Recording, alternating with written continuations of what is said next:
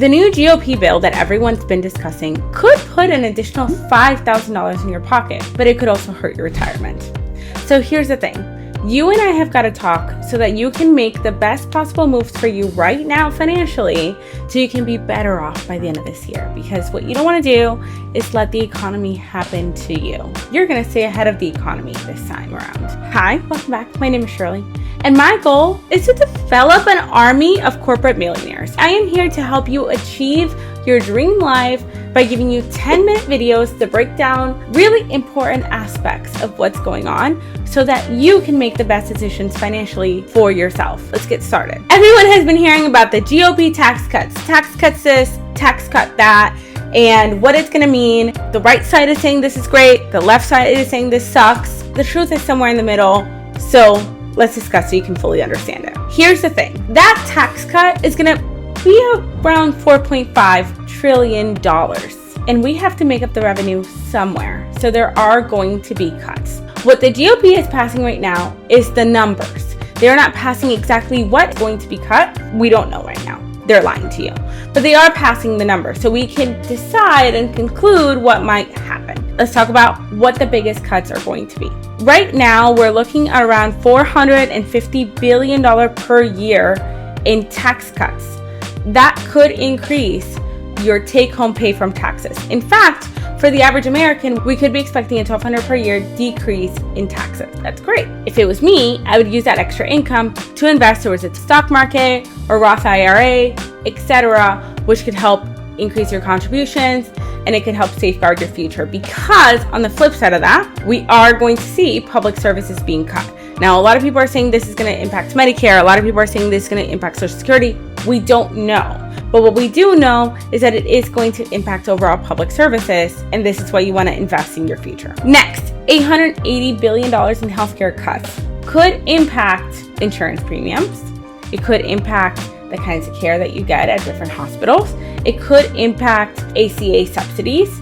It could impact medicine costs. And we're already seeing that with the cost of insulin going from $6 to $80 overnight. Take a look at what you could be doing in terms of opening an HSA account now and seeing if your employer can match your HSA account in some sort of way so that you can safeguard some cash because we are expecting that insurance is going to increase. Next, we are looking at a $330 billion cut in education that could impact student loans, that could impact Pell Grants, that could impact teachers, that could impact school funding. We don't know where that $330 billion is going to come from, but if you're planning on taking advantage of some of these Pell Grants, etc., take advantage of them now before this goes into effect. If you're a teacher and this might hurt you, it's time to start getting more involved in your teachers' unions. It's time to start getting more involved in politics so you can understand whether that's a career you want to continue. Unfortunately,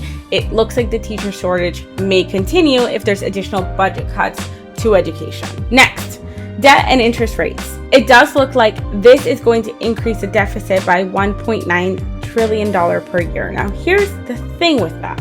A really big way that we pay towards your deficit is in interest rates. We've been all expecting for interest rates to take a cut. This might impact this negatively.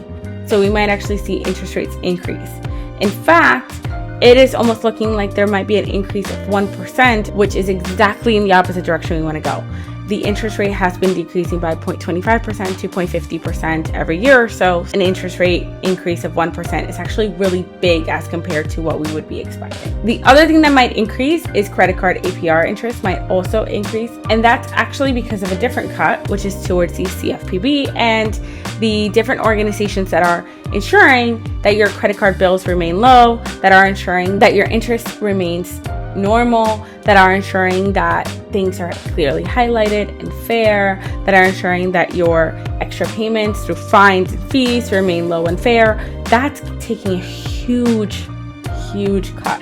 So that could also negatively impact you, as we are expecting that the average interest rate of 24.6% could increase all the way to 30%. Now, with that said, that means that borrowing money becomes more expensive. It doesn't just become more expensive for you, it becomes more expensive for businesses as well. That is going to mean that business spending might decrease from what is already here, because what people are saying is these budget cuts are going to more positively impact this 1%. And that is because we want those businesses to invest more in the market.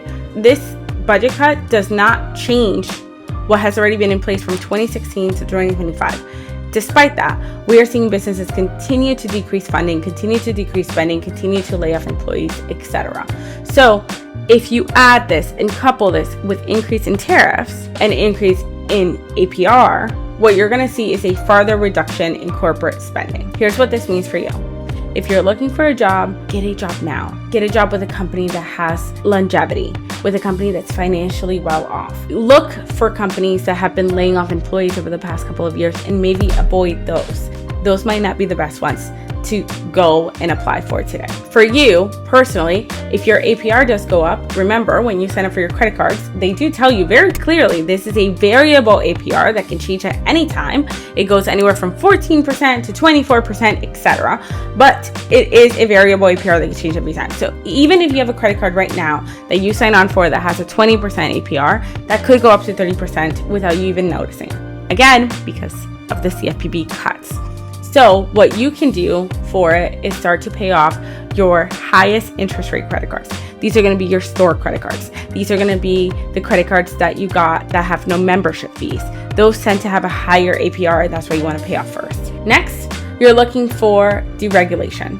I just talked about the CFPB cuts, but in addition to that, we're looking at weaker consumer protections overall, and that could mean fees that you didn't notice were there. That could mean a mismanagement of your portfolio, for example, for your 401k, making it riskier. That could mean shifting money into things that you don't want money shifted into. It could be the wild, wild west. So this is your time to start planning how you're going to audit, when you're going to audit. Use automated ways to do so, right? For example, I use Rocket Money to manage my money and to manage what my subscriptions are and what has increased, what has decreased, what is going on with my accounts. This is not sponsored by Rocket Money. That's just something I use. I used to use like Mint. I don't know if they're still around, etc. But these are the types of apps and things that you may want to look into. Sometimes we all love putting it into an Excel file. If you do, I'm going to attach my free budget tracker template below that you can hopefully use to help this be better for you. Overall, it's going to be more up to you than anything else to make sure that you're auditing and really looking at what's going on with your accounts. Personally, I'd also build a safety net. Again, you're looking at decreases in public services, decreases in corporate spending. You're looking at tariffs. You're looking at all of these different things. I would build a 3-month at least safety net. But also please know that there are people in the job market that have been searching for 6 months, 9 months with no success. So it might be the time for you to build a bigger safety net than you originally anticipated. It is probably also the time for you to think about what you can be doing to generate passive income that's outside of your regular job. How can you stop trading your hours for money? I'm personally investing in rentals. I'm also putting a lot of money into the stock market. I've also switched my savings account to a high yield savings account. How can you have your money work for you so that you're not having to get stuck in bad positions if this goes through and things get worse? If you want to be part of the Corporate Millionaire Army, I'd love to have you. I'd love to help you achieve your goals this year. Please go ahead and click the subscribe button down below. If this was helpful for you, please go ahead and comment. I'd love to know, is this helpful? Is this what you guys are looking for? Are you looking for the actionable steps? I don't want to fearmonger you guys to death.